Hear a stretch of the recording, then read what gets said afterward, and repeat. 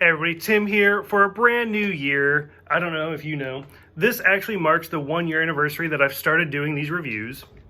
So I started doing them with Star Trek, and I feel like after a full year, the segue that makes sense is to go with Star Wars now. So I actually set up kind of a map and everything. And to kind of help me with Star Wars, because I'm not a big Star Wars fan, is actually my friend here, Kyle. Hi, Kyle. What's up? The TK, Trainer Kyle himself. Yeah. TK421. Who's actually going to kind of walk me through Star Wars. We're going to do a lot of the movies together, and then I'm going to do a lot of the TV shows and the cartoons by myself, because they are whatever. So the logical standpoint to start with, and which I kind of posted a poll, and I think I asked you as well, like, should I do Star Wars in like the order of release or the order that they take place? Yeah. What did you recommend? I definitely thought you should just take it how you wanted it, just go with it, but like in order from 4 to like the first ones all the way through was a really good choice for a lot of the fans out there. And I think a lot of people agree, like, to kind of do the order of release. Mm-hmm. And I think, first I was like, no, fuck that, that's wrong. But what kind of changed my mind was actually the fact that Star Wars is still releasing things, and they're all over the place. Yeah. Like, if you look at today, or at least this year, we have Rise of Skywalker, which takes place like way out in the timeline, episode 9. Yeah. We have Star Wars Resistance, which takes place technically right after episode 7. And then we have The Mandalorian, which takes place right after 6. So I was like, you know what? We're just going to do it in release order, because then I can even do it in decades. Yeah. So, that being said, we're going to start with A New Hope, Episode 4, the first movie, which actually wasn't even called all of that when it first came out. It was just called The Star Wars. Yeah. 1977. So, for you, because you are a big Star Wars fan, what is your first memory of Star Wars? Like, the first thing you actually remember? The first thing I actually remember is lots of lightsabers. Just, that was my biggest thing was, oh my gosh, it's Darth Vader. Nice. He's this big bad villain, and for me, like, if I was going to choose a side, I'd be a Sith, like, straight up. I could see that. Yeah, it's possibly the best way to go, Sith. For me, I don't know. Like, at the time, if I had to pick between Jedi and Sith, I probably would have gone with Jedi. But, like, in years to come, now that I know, like, about gray Jedi and stuff, I'd probably be a gray Jedi. Yeah. Which, before I go any further, so this review, I'm going to try my hardest to keep it just about A New Hope. That being said, I'm going to break that rule right away. All the Star Wars movies, just to get it out of the air, what's your favorite Star Wars movie? All right, so my favorite Star Wars movie is actually Episode 3. Revenge of the Sith? Yeah, Revenge of the Sith. Just because it really tells, like, that turning point where Anakin actually becomes Darth Vader. Okay. And Darth Vader was, like, my favorite character. So I was like, oh, that's how it became the Sith. That's how it became the bad A. Like, the more you talk, the more I'm scared you're going to kind of kill me a little bit. That being said, my favorite Star Wars movie is actually Return of the Jedi. Yeah. Which I think a lot of people don't like, at least as far as, like, the original trilogy. The Return of the Jedi is usually ranked last. I love it. Yeah. Because, I mean, it starts out with Jabba the Hutt, we get the Ewoks, we get, like, the Darth Vader turning point, which changes perspective depending on how you look at it, which we can talk about much later on in the story. But yeah, I think I like how your favorite movie is Anakin, like, turning, and then my favorite movie is Anakin turning a different way. So I think that's interesting. Okay, so you talked about your first memory. My first memory is actually, I don't know, I think I was in elementary school, which at this point, like, Star Wars had been out for years, like 77, 80, over a decade at this point. Right. Because, I mean, you and I were both, like, late 80s, early 90s babies. So, like, Star Wars had been out for a long time. I remember a kid talking about watching a rated R movie. And I was like, I watch rated R movies. And they're like what? And I was like Star Wars? And my mom was just like, Star Wars isn't rated R. And I was just like, what? Like, I had no idea what rated R even meant. But, like, that was kind of my first... And I don't know. That's not even a memory of my first viewing of Star Wars. But that's one of my first memories of Star Wars. That's great. So let's see. I have all sorts of notes. I remember when they came out with the special editions.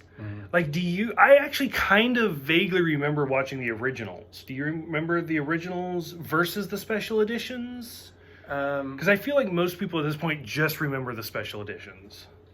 Yeah, I definitely remember the originals. Because, like, at this point, for example, right around... It was the late 90s, early 2000s, and that's when George Lucas is like, I'm going to redo everything. Yeah. And then, so he added some scenes, like when they go into Mos Eisley, he added scenes. And then most notably, in my opinion, is in the original, Han Solo talked to this large guy. Yeah, it was a large guy. And then they changed it to Jabba the Hutt. Right. And then they actually had to, like, edit it because he walked around the guy, and they were like, well, if he walks around Jabba the Hutt, he's going to stand on his tail. Right. So they actually had to, like, it was a really bad edit job. And so stuff like that. So to me, I remember more of the original, but, like, how do you feel about George Lucas, like, changing things, adding things? Like, do you think leave it alone, it's a product of its time, or do you like the fact that he had a vision, he settled for what he had to, and then he went more for what his vision was? I do like how he like changed it and made it to how he envisioned it, because then it's more for himself. Like he wanted it to be this way, so he went and actually did it. What I don't like is how hard it is to actually find the originals now. I agree with that. Yeah. Because once he changed it, I feel like that's all they put out. Right. So I can agree with that.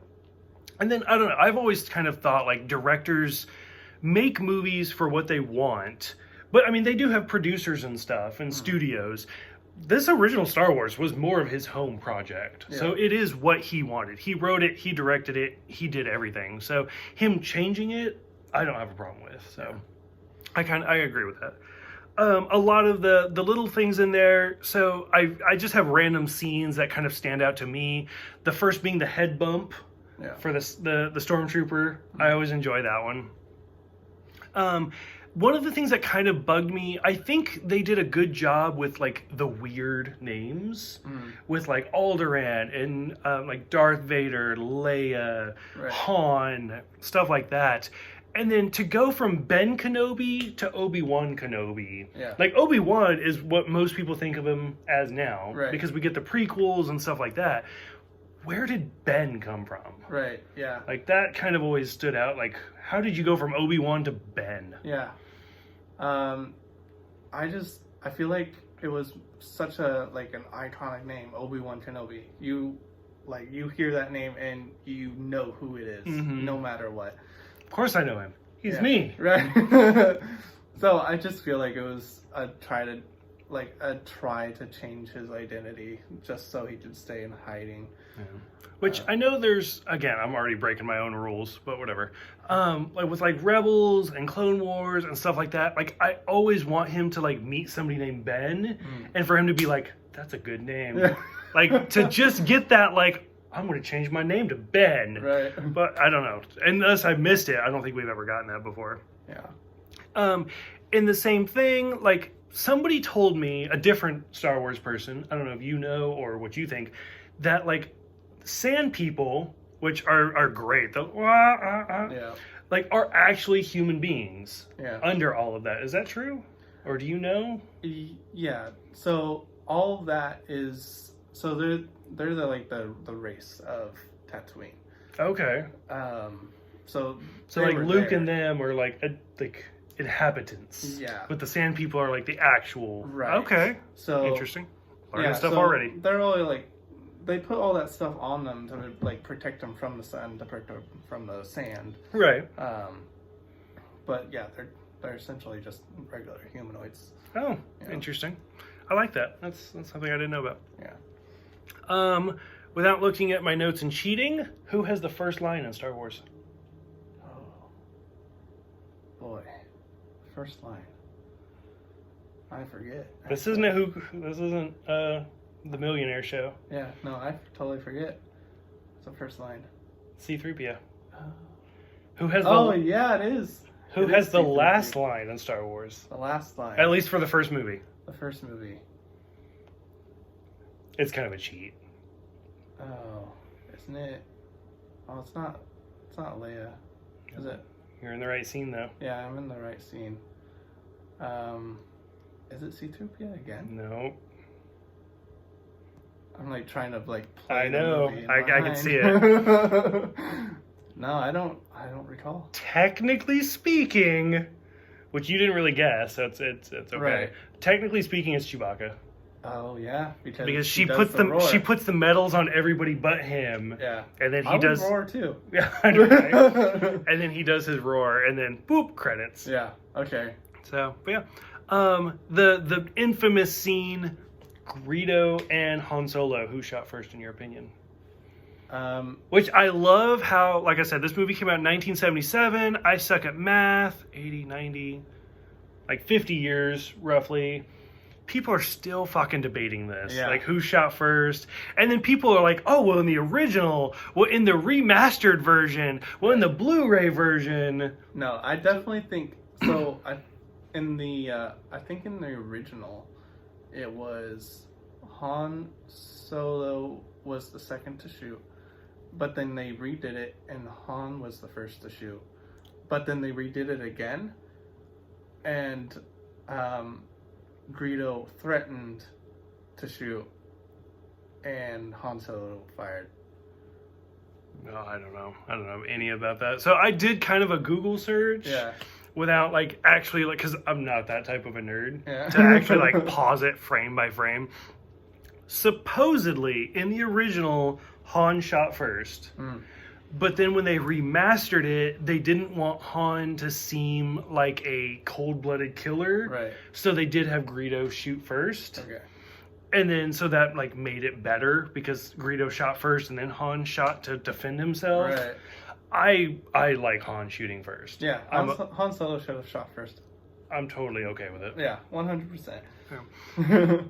So, all of this being said, so Star Wars, I don't know. A lot of this is rumor, and I don't like to talk about rumors that much because I'm not a big Adele fan because rumor has it. Right. Right.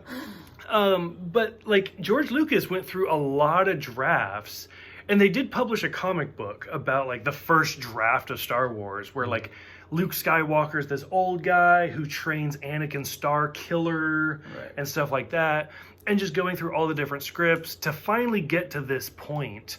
So for Star Wars, by itself, the only movie ever made, like pretend no other Star Wars movie was made, just this one. Like, how do you feel about it? Like, what draws you to it? What do you think interesting? Because this came out in 1977. So, I mean, realistically, at this point, if you look at other sci-fi movies, Doctor Who had been out for 15 years, roughly. Star Trek had already been out. Stuff like that. What makes Star Wars stand out against other shows and movies?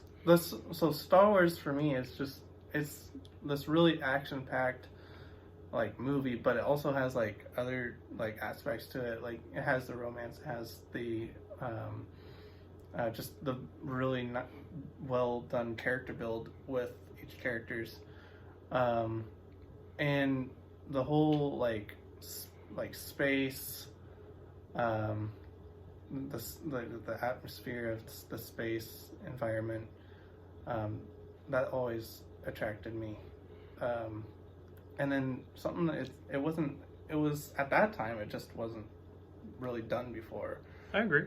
I like the sword battles. I mean, even now, I would watch a medieval time movie to something more modern. Mm-hmm. So, like, just that hand-to-hand combat is really great. More than just like, and I think they even touch on that in the movie, where like the hand-to-hand, the lightsaber combat versus like, oh, I'll take a phaser any day. Right. Or the, what does Han Solo call it? Does he? A blaster. Yeah. I'll take a blaster any day.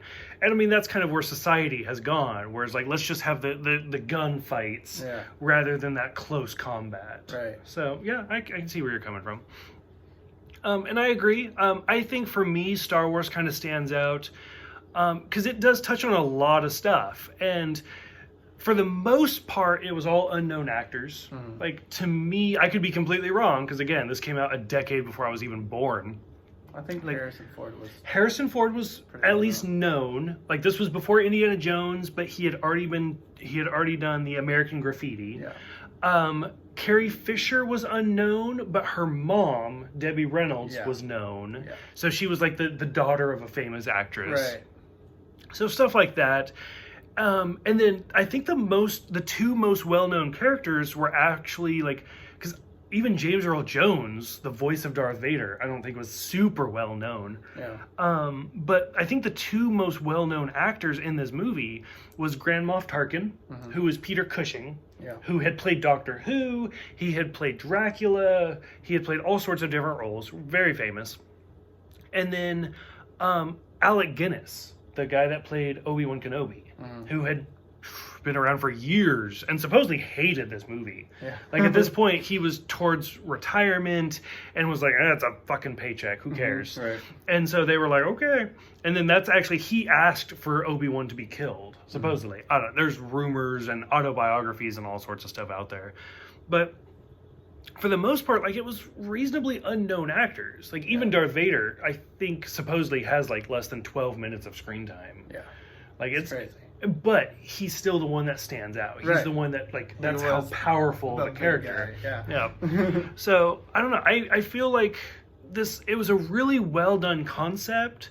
And again, people have said, like, George Lucas just stole this idea from other, like, The Seven Samurai and other well-known stories. But turning it into a space epic, like, changed everything. But, I mean, in that aspect, like, tons of stories are just retells of stories. Exactly. So it's the way he retold the story was great.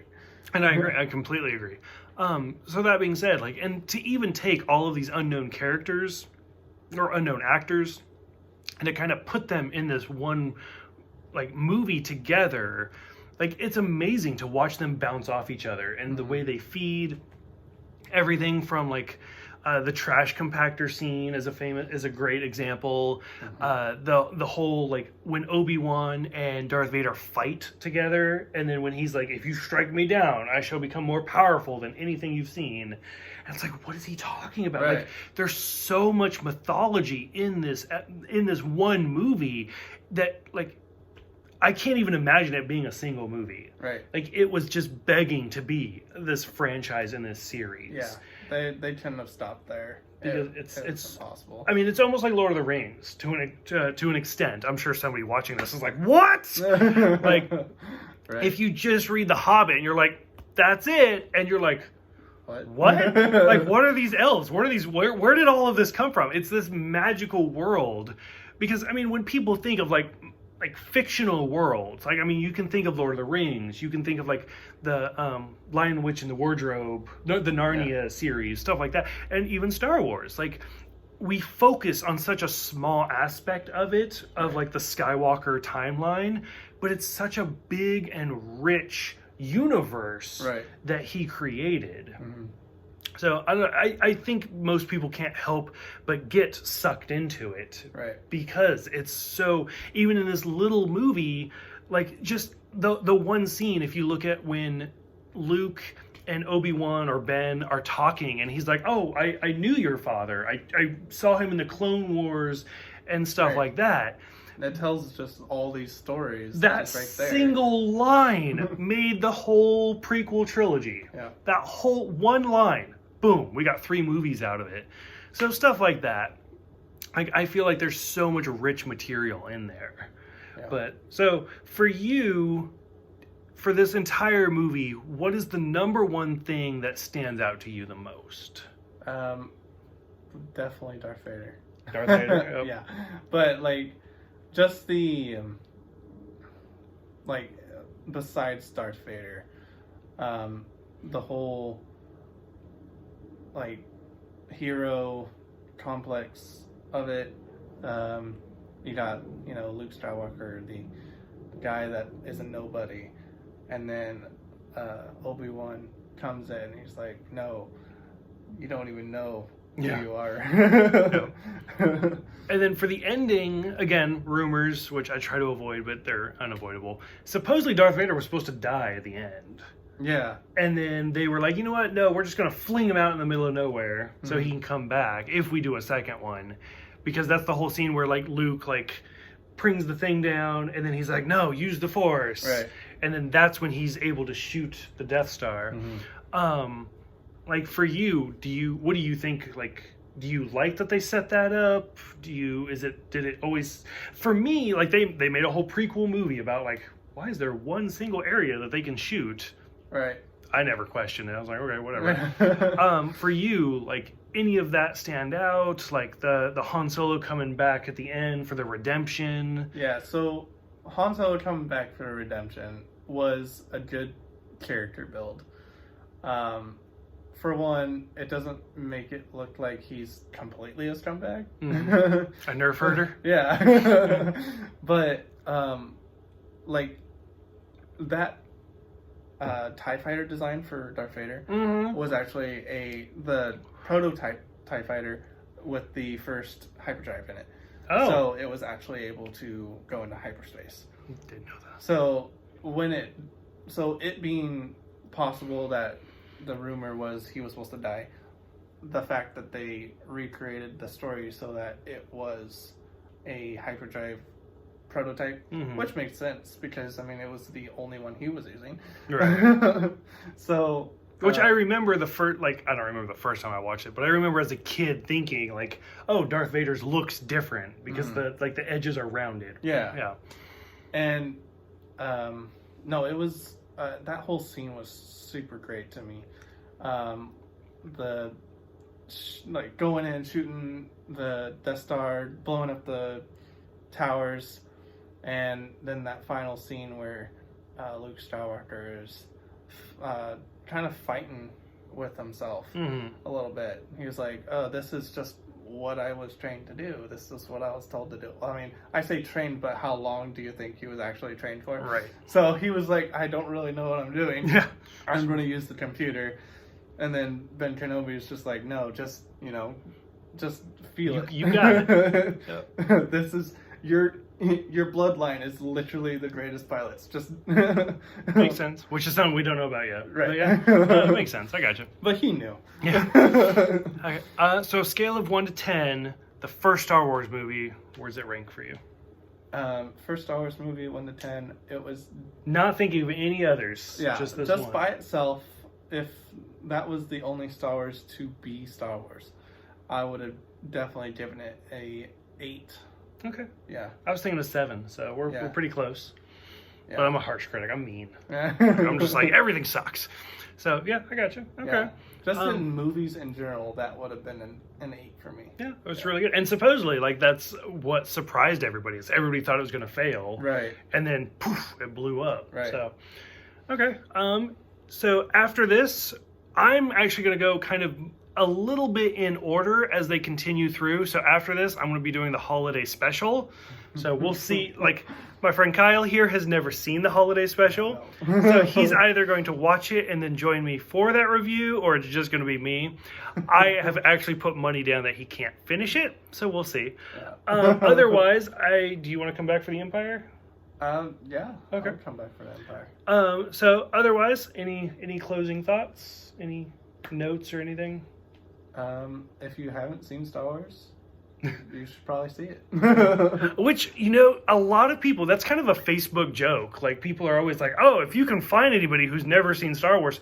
I actually know a lot of people who have never seen Star Wars. Like, well, I know a lot of people that refuse to watch Star Wars. For what reason?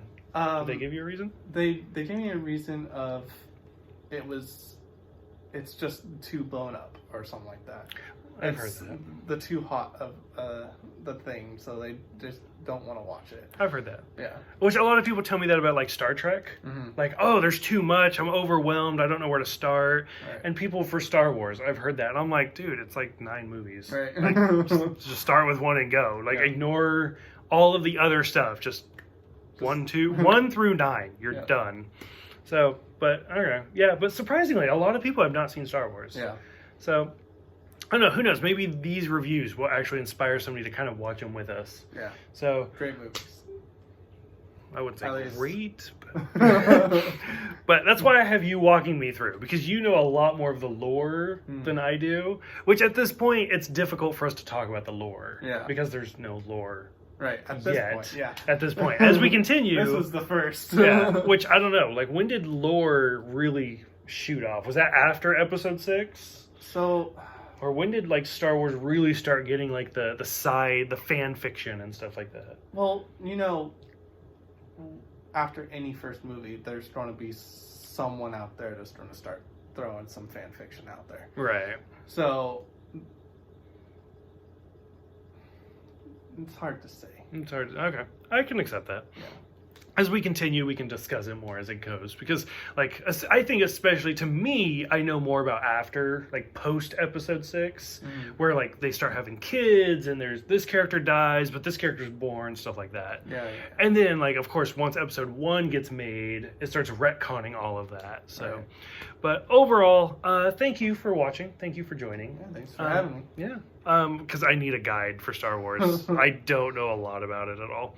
So thank you guys for watching us, and I will see you guys next time, potentially Kyle, for the holiday special.